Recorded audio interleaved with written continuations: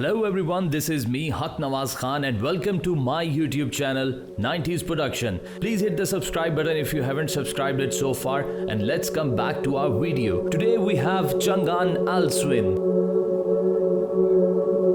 the most anticipated car and the cheapest sedan in the market has been launched.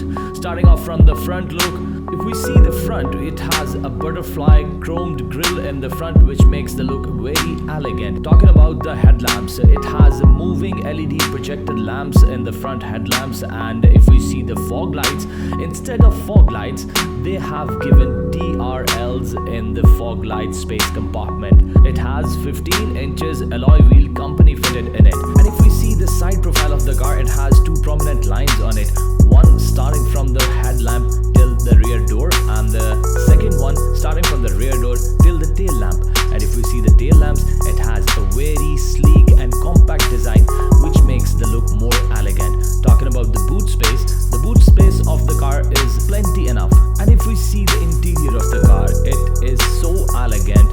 Talking about the steering wheel, it has a cruise control options on the one side, and on the other side you have the media controls.